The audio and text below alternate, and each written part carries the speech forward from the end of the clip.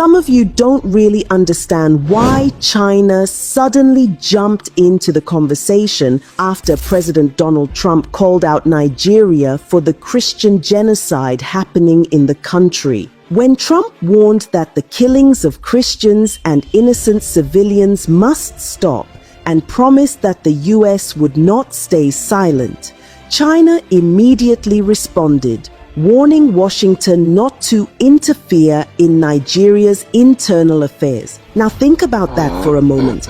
China never said a word about the killings. It didn't call on the Nigerian government to protect its people. It didn't condemn the attacks or offer help. Instead, its first reaction was to tell America not to interfere. So the question is, why? Why is China so nervous about US involvement in Nigeria? The answer isn't complicated. It's money, it's power, and it's fear of exposure. For years, China has been quietly digging its roots deep into Nigeria, not just through trade or construction, but through something much darker: illegal mining and strategic control of resources. On the surface, it looks like partnership. New railways, airports, bridges, loans. But behind those contracts, China is building influence, not friendship. And its biggest interest isn't in Nigeria's people, it's in Nigeria's minerals. In states like Kogi, Zamfara, Niger, and Nasarawa, Chinese companies are heavily involved in mining gold, lithium, and other valuable minerals. Some of these operations are legal, many are not. Reports show that Chinese nationals have been caught running illegal mines, destroying farmlands, bribing local officials, and secretly shipping resources out of the country. Just this year, Nigeria's Minister of Solid Minerals confirmed that illegal mining is directly funding terrorism. And that's not a coincidence, because when armed groups control mining sites, the chaos benefits the buyers. They get cheap, unregulated access. That's the truth China doesn't want exposed. Because much of that mineral trade, especially lithium, which China needs for electric car batteries, ends up in Chinese markets. Let's connect the dots. A stable, accountable Nigeria means transparency. And transparency means every contract, every shipment, every dollar would be traced. That's the last thing China wants. Beijing thrives in silence, in environments where deals are made behind closed doors, where there's little oversight, and where corruption keeps everyone quiet. That's why it prefers to work with governments that don't ask too many questions. The same way Nigeria's political class operates. When the US begins to push for investigations, demand human rights audits, or talk about religious freedom, that threatens China's whole system of control. Because the US doesn't just bring aid, it brings scrutiny. It asks, where's the money going? Who's really benefiting? Why are people still dying? Those are the questions Beijing doesn't want asked, not in Nigeria, not anywhere in Africa. Now let's talk about how China got here. Over the last 2 decades, China has invested billions across Africa through its Belt and Road Initiative. It builds roads, bridges, ports, and power plants, but always on its own terms. The contracts are secret. The loans are tied to repayment conditions that favor China. And when countries can't pay, Beijing takes control of assets. It's happened before, in Zambia, where China gained control over mining companies. In Sri Lanka, where it took over a national port after a loan default. And in Kenya, where debt from the railway project crippled the economy. Nigeria owes China over $5 billion in loans. And that's just the official figure. So when Trump steps in and says, "We're watching," that shakes Beijing's confidence.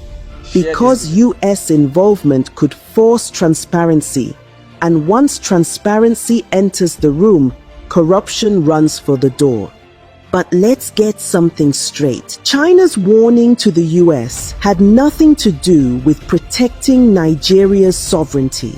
It was about protecting its own interests. If Beijing truly cared about Nigeria's sovereignty, it would respect Nigeria's people, not just its politicians. It would condemn the killings, not ignore them. It would speak for the victims, not for the elites. But that's not how China operates. It believes in control, not compassion. Its strategy is simple. Find weak governments, flood them with loans, extract their resources, and call it partnership. That's why China was quick to defend Nigeria's government, but silent about Nigeria's citizens. Because chaos works in its favor. The more unstable Nigeria becomes, the easier it is to control. China is deeply involved in illegal mining across Nigeria. In Zamfara and Niger states, Chinese businessmen have been arrested for operating unlicensed gold mines. In Nasarawa, locals accuse Chinese firms of paying armed groups for protection. In Kogi, Chinese miners are blamed for environmental damage that has destroyed entire farming communities. But here's the worst part. Many of these illegal sites are protected by local politicians. They collect security fees, turn a blind eye, and in return, part of the minerals are exported quietly to China. That's why you rarely hear the government talk about cracking down on Chinese miners, because too many people are benefiting from it. Now imagine what happens if the US decides to dig deeper. Imagine if Washington starts demanding full transparency in Nigeria's mineral exports. Imagine if satellite data and intelligence reports start tracking where every shipment goes. That's what China is afraid of. Because the truth would show that much of Nigeria's gold and lithium wealth, resources that could build schools, hospitals, and jobs, is being stolen in broad daylight, and the money never touches Nigerian soil. So when China says America must not interfere, it's not defending Nigeria's independence. It's defending its business empire. Let's look at the hypocrisy clearly. When Trump called for action to stop the killings of Christians in Nigeria, Beijing didn't condemn the violence. It didn't urge Nigeria to investigate. It didn't offer to send peacekeepers or humanitarian aid. Nothing. It simply said, the US should respect Nigeria's sovereignty. But sovereignty means nothing when citizens are dying. And silence in the face of mass murder is not respect, it's complicity. The truth is, China doesn't care who lives or dies in Nigeria as long as its business continues. The US may have its own interests, but it's calling for accountability. China, on the other hand, is calling for silence. The US sees Nigeria as a potential partner in stability. China sees Nigeria as a resource zone, a place to dig, build, and dominate. That's why the Chinese government is terrified of US pressure. Because American involvement could trigger a domino effect, Nigerians asking questions, journalists investigating contracts, and leaders being forced to explain where the money went. China cannot afford that kind of transparency, not in Nigeria, not in Africa.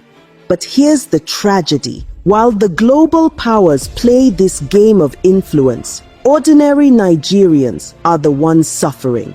The killings in the north continue, the economy keeps collapsing, and the same politicians who signed away national assets now pretend to be defending sovereignty. China won't speak up for Nigeria's people because it doesn't need them. It only needs their minerals. And Nigeria's leaders, trapped in debt and corruption, won't speak up against China because they depend on its money. So it's the perfect silence, a silence built on greed, fear, and betrayal. That's why Trump's statement was such a shock. For the first time, someone with global influence said openly, "We see you. We see what's happening." And Beijing panicked.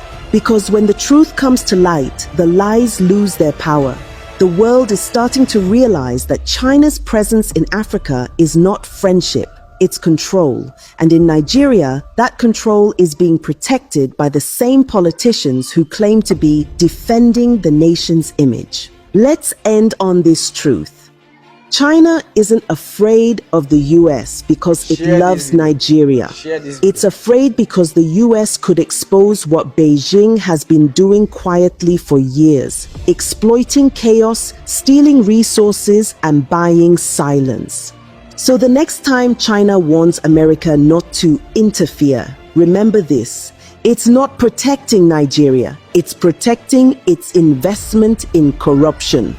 And until Nigerians themselves start demanding answers, until they decide that their lives and their land are worth more than foreign contracts, both China and Nigeria's leaders will continue to profit from the same pain they refuse to acknowledge. Now, I know that you enjoyed this video. Do well to share this video so that others can see. Drop your comments in the comment section. Don't forget to share. More days, more hope. Peace and love, guys.